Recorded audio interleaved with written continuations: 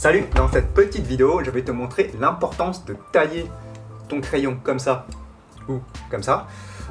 Pourquoi? En fait, c'est parce que, ou plutôt, la mine, elle doit être taillée d'une manière adaptée à notre façon de dessiner. Et donc, normalement, tu as dû déjà voir les vidéos d'exemple où je t'ai montré comment tenir ton crayon, si tu te souviens comme ça, et comment dessiner avec précision et netteté, et aussi avec des courbes, etc., etc.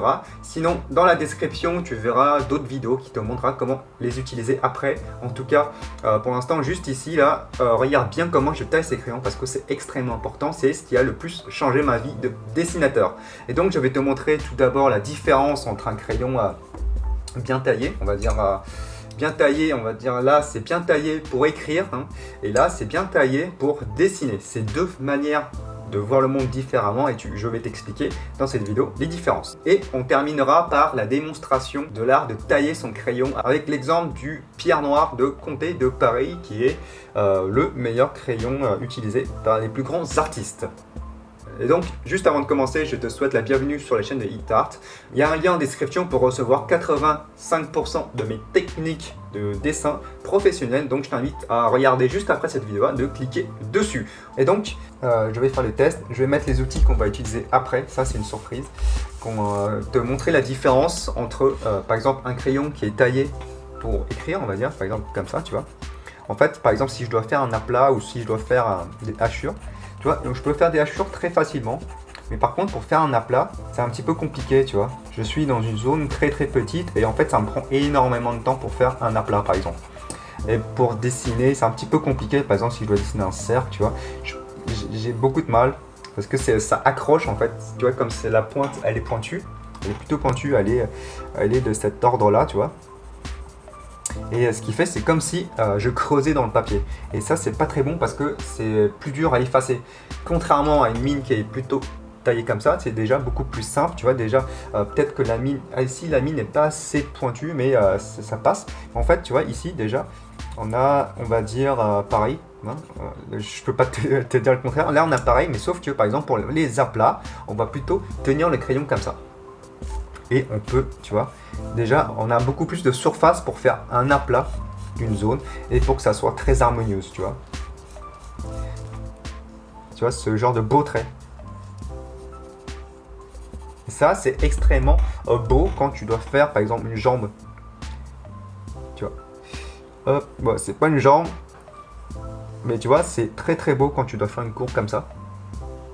Tu vois, on a une belle dynamique qui fait ça et c'est super beau. De la même manière aussi, quand tu dessines comme ça, en fait, avoir une mine comme ça, tu peux faire ça aussi. Dessiner un trait fin et en fait appuyer ensuite après.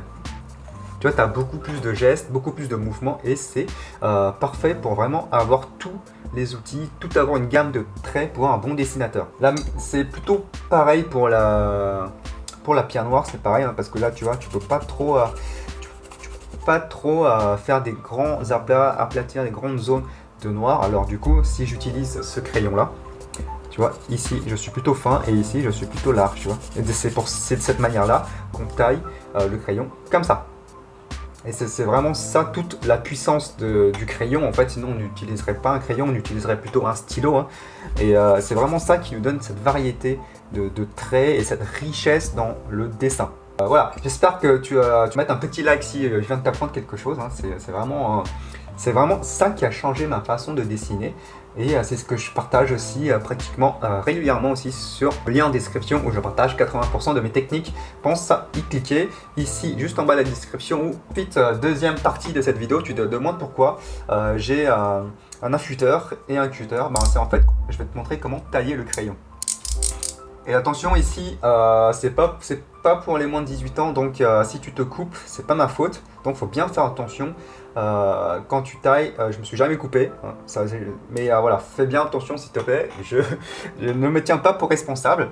Je vais surtout te montrer sur la pierre noire, c'est la plus dure à faire parce que en fait on risque de casser la mine parce que c'est une mine de pierre noire justement, elle est plus fragile que le graphite parce que le graphite c'est un mélange avec une autre matière qui est un petit peu plus flexible, enfin flexible entre guillemets, hein, juste un petit peu plus flexible.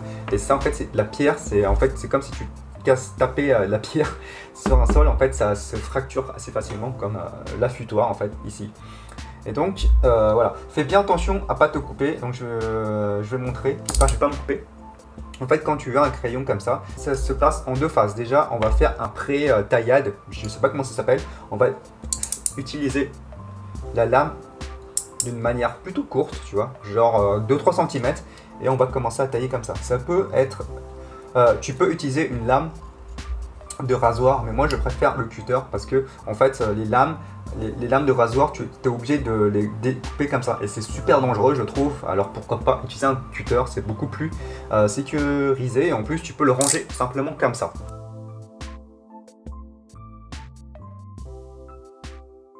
On essaie d'être très calme pendant la découpe. Pourquoi? Parce qu'en fait c'est une bonne forme de méditation aussi. Ça c'est un conseil de Jeff Watts, un très grand artiste américain.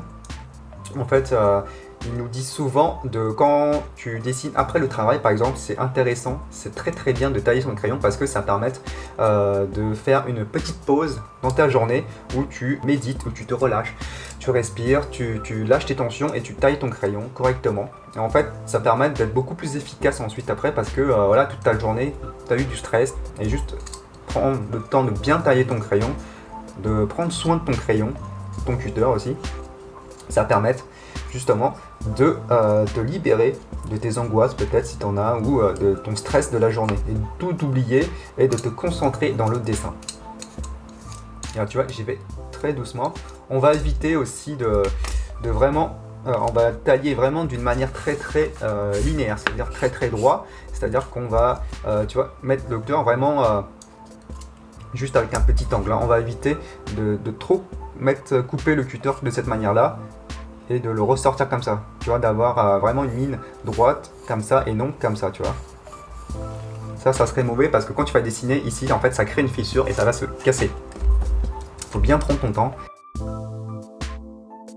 Ensuite, en fait, tu recules de plus en plus et tu essayes d'avoir le meilleur angle possible. Bien prendre ton temps. Et c'est ici, essaye de moins gratter possible la mine. Juste ici, c'est le bois qu'il faut couper. Plus tu arrives vers l'os, on va dire, ou la mine, en fait, plus tu vas libérer ta lame parce qu'en fait, ça sera beaucoup plus flexible. Et de cette manière-là, en fait, la flexibilité de la lame fait en sorte que tu appuies moins, enfin, tu risques moins d'appuyer sur la mine et ce qui fait que ça casse, ça limite tes risques de casser la mine. Et tu essayes de trouver le bon mouvement et ensuite tu tournes en même temps le crayon.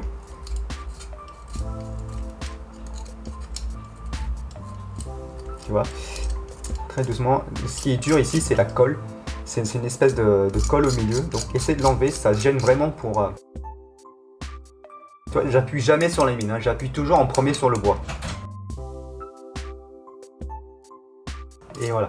Tu vois, déjà, elle est pratiquement bien taillée. On a une mine de 2 cm. Et c'est là qu'ensuite, on va commencer à tailler le crayon. Et ensuite, quand on aura une mine qui ressemble à ça, on va continuer à tailler encore plus encore.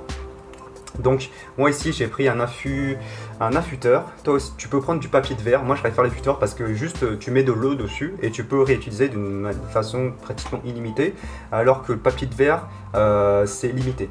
Et là tu commences à affûter. C'est pour ça que j'aime bien utiliser le vocabulaire de la lame quand je parle de dessin. Par exemple, trancher la silhouette, ça veut dire d'avoir une silhouette beaucoup plus carrée, beaucoup plus assurée.